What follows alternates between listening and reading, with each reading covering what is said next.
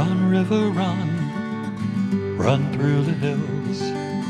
Run, river, run to the sea. Run, river, run to your place beneath the sun. Run, river, run over me. This is Jan Lewis. Welcome to my guest. Today we have from Hopedale, our resident mystery whodunit author is back again. Welcome, Glenn Ickler. And Glenn has got another book for us. I've been waiting for this one. He knows that too. A Doomsday Killing. Can you zero in on this, Paul? We're going to have the book downstairs in the library. And so that you can pick it up there. You know, if you're near the area, near Upton Library, you can definitely pick it up and peruse it. But the cover alone is going to get you. That's not a nun. No, that's not a nun. Definitely Before we go any further, not. this is a riot. Glenn has been on our show a number of times with so many great mystery books. And I love when he puts his dedication in the back. Dedication. This book is for all the friends who kept nagging me to write another one. And I guess I was one. and there's one of them. I know a good thing when I see it. She's just trying to fill time on it. I know it. So Glenn, tell us, without giving the end away, because I was honest, I didn't finish it yet, and I don't want to know the ending. What is it generally about? It is about, well, it starts out with the female leader of an offbeat religious sect based in northern Minnesota who makes the not a prediction, she declares definitely that she has word from heaven that the rapture will occur in 2 weeks on Easter Sunday. And let me tell you first that I got this idea from a real news story. You did? An obit on a woman who led a religious cult and claimed to have had several previous lives as, the queen of whatever and all that. Yeah. And so That's where you got this woman is based on that. But anyway, she very soon turns up dead. With a silver bullet in her head and a wooden stake in her heart. And first of all, she's in a room that's locked from the inside, so it's a little difficult to I'm still trying to figure out how they got in there. And there's nothing on the video cameras either. No, there's in nothing the hall on in the video hotel, there's cameras. nothing. That's right. So, it's sort of like a ghost came out of nowhere and did this. But anyway, pretty soon, two more people rise to the occasion and claim to be her successor. Oh, there's a real Donnybrook. The rest of the book involves those two clashing, and of course, because they think it might be the end of the world, news media come from all over the world, and downtown St. Paul is an absolute chaos with all these the religious bunch and the news bunch, and there are fights in bars, and you can't find a parking place anywhere in town, and the police are going crazy. And then there was the pacifist crowd. They ran the entrance to the hotel, right? And poor Mitch. Now let's tell everybody that your main characters are always Mitch Mitchell. Now he's a journalist. That's right. For the Daily Dispatch in Minnesota, in St. Paul. And Al, what's his last name now? Jeffrey. Al Jeffrey. He is a photographer, a videographer, and he tails around. They use these two guys where they go on stories together, and they seem to get along pretty well. I was telling Glenn, I always picture Mitch as you, and the humor in this. I mean, the more books I read, the more. As you in your age, you get funnier and funnier. It really, the sense of humor. How the tongue in cheek. Yeah. Oh, yeah. How long did it take you to write this one? Well, it took a lot longer than usual for a couple of reasons. One, that I had a lot of distractions along the way, visits from family and a little cruise on the Danube and things like that. You went to the Danube? But I did. Yeah, but you had to get in a plane to fly there, didn't you? I did, yes. You got in a plane. That was the unpleasant part of it, was flying further. But anyway, the other thing was I got into this thing and I didn't like what I had. Yeah. So I deleted a whole bunch of stuff and started over again. So you started the book all over again. Practically from the beginning. So where we were is that there's this Donnybrook going on between this person in this cult and this one saying, Yes. I'm the leader, Yeah. and I'm going to take you into heaven. In other words, the rest of you sinners are going down. Yeah, yeah. That's, And that's right. That's where I am right now, where Okay. where they've just had the brawls at the hotel, Yeah. and Mitch got decked by a big guy, and he ended up with a lady on top of him protecting him, That's and it didn't right. look good in the newspaper. Where do you get these ideas? They just pop into your head? Ah, eat Mince pie and go to bed. Do you really? Now I know Mitch, the journalist in the story. He has toast with peanut butter in the morning. Do you do that too? I do, in fact. Okay, is it natural peanut butter or regular Jiffy? Just regular. It's the natural Okay. kind of with a little oil in it. Yeah, that's what I Yeah. do. You know what's really good for you? You put it on your toast. I sprinkle a little flaxseed. Boy, is it good for you. I hadn't thought about that. Oh, yeah. You can also put it on a banana. You know, as long as you have some protein in the morning, like if it's not an egg, you have a little peanut butter on something. Yeah. I thought, I wonder if Glenn's doing that. Is there a lot of you in Mitch's character? Yeah, There's got to be. I confess. Definitely, because that's the way the charm of your books is, because it's coming out, to me that this has got to be Glenn. Yeah. I've never run into this many criminals. I've only met 2 criminals in my life. One was a St. Paul attorney who hired a guy to kill his wife, and the other was Richard Nixon. Well, there's another one coming. Hired some people to kill the Constitution. Right. But, Watch TV, there's a few coming our way, too, that are already in deep doo-doo. yeah. Now, the cover of this, again, it looks like back to a nun walking along with her habit on, but it's not. It's not really a nun, no. It's this group that dressed Head to toe in white. Right? head to toe in Even the white. white shoes. Oh, yes. And they have bodyguards. And, yeah. These so-called leaders, they have And bodyguards. the leader, she actually indoors, she had a crown of thorns that she wore. But Yeah, and what did the guy wear? He had something else on. He didn't have the he thorns. was all, Noah? he was all in white. He had a Yeah, white, but he didn't. He had not worn the thorns one time, and it when I guess Oh, Mitch visited him, yeah, I think he had a white like a skull cap. Skull cap. He had a yeah. skull cap on. Yeah, yeah. When you went to Create Space, how did you find this cool cover? You just found it, They have a people who do covers. and you tell them what you And want. you tell them, they tell them what the book's about, and they show you some choices, and that was far and away the. I love this a doomsday killing again with Glenn Ickler, our favorite mystery writer here. A doomsday killing. What made you? Well, doomsday that comes into because they were predicting the rest of you are going down and we're going to heaven. Yeah, I mean, they're going to heaven. They're being raptured into heaven, and the rest of us, depending on what kind of mood. We're going down. And he signed it. Glenn always signs it. He goes to Jan. Have a doomy Christmas. Jesus. Oh, he's I earmark. You can tell when I go through something. I earmark it, and I always wonder, is that really Glenn? You came up. How many years ago did you write your first Mitch story? The first one was published in 2002. So you've been doing this for 15 years. Yeah. Now, remind everybody what you used to do for your other job before you got into writing. Well, I was in newspapers for 40 years. You were in Minnesota. You were in Minnesota, right? Well, I started in Minnesota, and I came out here in 1983. Yeah.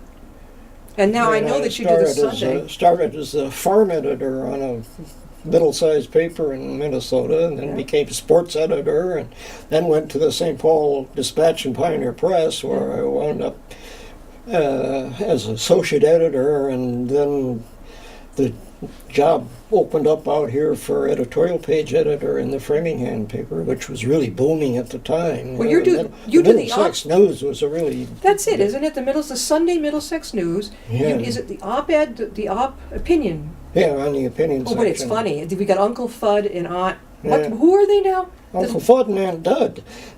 You take a cool I political got a cousin, issue. Zud. Yeah, and then you've got, it's either a political issue or that thing out in Martha's Vineyard. Whatever happened to this heath hen thing that you used to tell us about? Oh, well, I haven't heard anything about that lately. You sent me something. That died. They couldn't raise the money for that. And people were smart enough. Nobody was dumb enough to put $1 million into trying to bring back an extinct bird. Tell people again what that was about. That was hilarious. Tell them again. Well, the heath hen was sort of like a prairie chicken, and the only place it grew was on Martha's Vineyard. And it went extinct in 1932 because they hunted the poor thing to death there for both the feathers and the meat. Yeah. And they had a few stuffed ones in the museum, and this bunch from California, which was trying to bring back some extinct things like the woolly mammoth. Yeah, that's not going to show up. They thought they came to the vineyard trying to raise money to bring back the heath hen, and people there were not that dumb.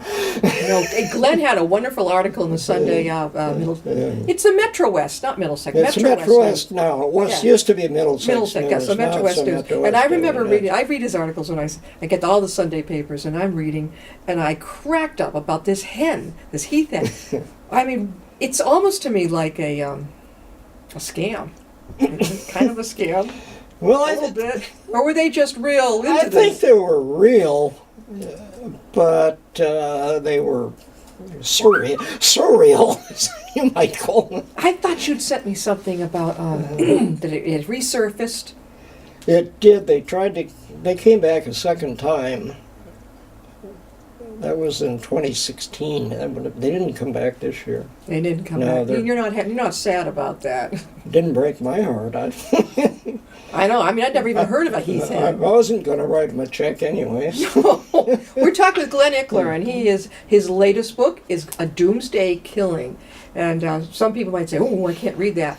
This isn't blood and guts stuff. This is high class mystery where he doesn't get down into what do you call them? More the morticians things and stuff like that. No. This is about a cult, a religious cult. Yeah. And these people are fighting to be the head of it when somebody knocks off the head of the already head of it. Right. And we can't figure out how that person, the murderer, got into her bedroom. She had a suite in the hotel. Right? And it was locked from inside. Yeah, locked from inside. Her bodyguards were next door, right? Yep. Okay.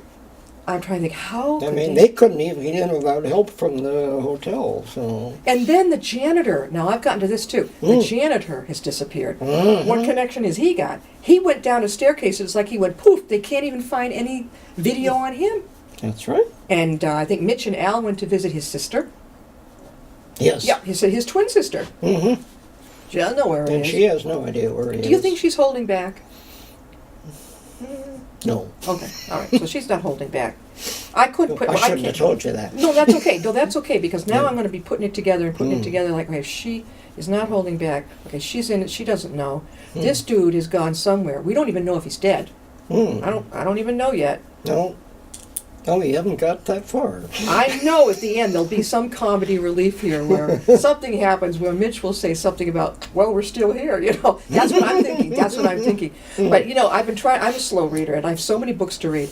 And I was up again about 3 o'clock this morning with the flashlight so I wouldn't wake my husband up. And I'm going like this. I think I've got to get to sleep.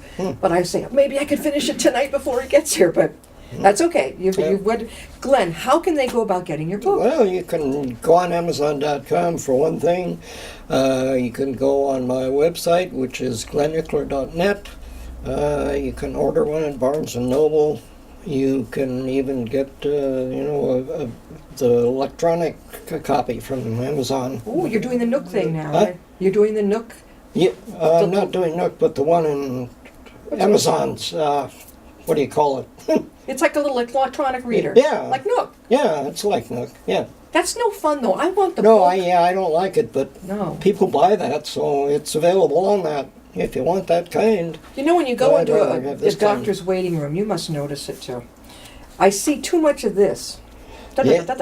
There's a couple, maybe, of us reading. And usually I'll say, what you reading? And somebody will say to me, oh, what's that? and I get to plug everywhere I go. But now you are going to be appearing at the Bancroft Library coming up on February 7th. Right. 6:30 p.m. 6:30 p.m. Now this is going to be you and 3 other authors. Right. We were just talking about the size of the room, and I don't know how they're going to squish everyone in, but they're going to do it. And what do they call it? Like an open night, open house for authors? It's local. It's Hopedale Local Authors Night. Yeah. We're all from Hopedale, believe it or not. There's 4 whole people in Hopedale who write books. I wonder if I know the other authors. I've been in that room numerous times. That's how I met Glenn over at the Hopedale Library, the Bancroft Library. You were doing one of your books. You were actually reading to us from one of your books. Yeah. I said, this guy's pretty cool. He's on to something. So I stuck around afterwards, and he had a table full of his, he's already a lot of books by then. And I said, do you have a card? Or you didn't. We connected, and we got him on this was probably back, my God, 2013, 2012, something. You've been on off and on for years. Is this your 5th or 6th visit? What do you think? That's what I was trying to remember myself. I'm not sure. He's been with us since we had our... certainly 2012 or 2011, I think. Yeah, because 2012 is when we began the show here in Upton. So you might have been one of the very first guests. I know that when I get, authors they send me a copy so that I can You were try. in the fire station. Yeah, we were temporarily over in the EMT headquarters here in Upton, and until we got our new studio. And authors send me a copy of their book so that I can at least try to get it finished before they get on. Glenn is one of those people that, when I get the little yellow slip in my post office box, there's a book here. So I go in, and they go out and they get it, and they hand it to me. I immediately look at the return address. I'm like, yes! Because I'm a huge mystery, thriller, suspense person. And your way of writing, some authors overdo too much detail. You're like, oh, geez, now I got to go back and figure out who this person was. Well, Elmore Leonard, I took my advice from Elmore Leonard, who was one of the most successful writers in the history of the country. Yeah. And his advice was, leave out the parts that the readers skip over. Keep it simple. Yes. Robert Parker's another one. You and Robert Parker are. I love the style. Keep it simple. Make sure the next chapter continues right forward. Yes. And that's what you do. Yeah. You don't I try to keep them short, and I try to lead into the next one so that people like you can keep. Yes, I know it, because my mind I can start to drift. I'm like, no, you got to go. Some books that I don't like are when there's multiple, what do you call it? In multiple chapters, it's a different person speaking every time. Those can be very difficult to deal with. It drives me cuckoo. Yeah. I'm like, can't you kind of just blend it in with the story? Yeah. But I suppose maybe, if it's a memoir, somebody had to include other people's takes on something, right? But not Glenn, boy. He gets right to the mystery. And is this the fattest one that you've put out, the biggest? Yeah, it is. I think so. Yeah. Because I've got a bunch of your books at home. Yeah. In my home library, it's dead right there for Glenn. And I'm thinking, when I got this in the mail, I said, that's a big sucker. This is a big one. Yeah. This is going to be really juicy. Yeah. Now, you told, I don't dare we're ask. Dealing with really heavy stuff here. Yes, you are. You could be doomed. I've told Glenn, you live in Hopedale. You're not in Minnesota anymore. Can you write a mystery around here? Please. The one I'm working on now takes them back to the vineyard. Okay, so we're going to stick to Massachusetts, right? Yeah, we're going to stick to Massachusetts. That's good. One of my early ones, they went. The 7th book, in fact. They went to the vineyard to visit the uncle of the paper's cartoonist. I remember. Well, in the one I'm working on now, the uncle has died, and they've gone to the vineyard to... So they're going to go back. They're going back to the vineyard with the cartoonist to Jerome. Deal with, Jerome. Dave Jerome. Dave Jerome. Yeah. You come up with the greatest names. Where did you do this? I worked with a cartoonist named Jerry Fearing and another one named David. Well, I'm at the part now where they're tearing their hair out in the newspaper building because they think they might be losing their jobs. It was just bought out by MTM. It's not MGM. MMG. MHG, I think it is. It's not MSG. No. I don't know. I haven't read this for a while myself. When did you get copies? When did it come out? November. And you haven't read it in a while. Well, yeah, I read the proofs in October. Oh, okay. How far are you now in your new book? About 50 pages. Okay. All right. So maybe we by... got the uncle dead, and we got to the to the realization that he didn't die of a heart attack. What I don't get is how do Mitch and Al find out? I'm trying to think again of the editor there. That Don O'Rourke. He always sends them on their assignments. Don O'Rourke is from a real character too. His son came to one of my signings. This is so cool. And I noticed Jan L. was in here, and I thought it was like a pretend quote from somebody who'd heard about all this going on. And I noticed they did a in man the on front, the street thing. there was a note, like you go into the page where it says when it's copyrighted. So remember this on page 29. Any resemblance to actual events or persons living or dead is entirely coincidental. I said, all right, I'm going to go back to 29 again. I got it. It was a fictional Jan L. I thought maybe you'd given me the wrong copy. It was a message for someone else. Duh! It took me a little... All right, so back to Don. How does Don find out about something out in the vineyard if he's in Minnesota with his newspaper company? How does he know? How does Don lead Mitch and Al to go out and take the story and somebody... Because Uncle Walt used to be the editor of the St. Paul paper. Okay. All right, that's the key here. Yeah. All right, so they're going back there. Did They're they pay going back there to help support Dave Jerome and to cover the story of Uncle Walt's death. Yeah. And it turns out to be a little bigger deal than they expected, because Uncle Walt is, when they do, Uncle Walt dies unattended in his house, and according to Massachusetts state law, you have to do an autopsy on a case like that. If someone passes in their unattended house? death, yeah. Why? An unattended death, you have to do an autopsy. Don't ask me. I didn't know. A lot of people... So they do the autopsy and discover that he's full of arsenic.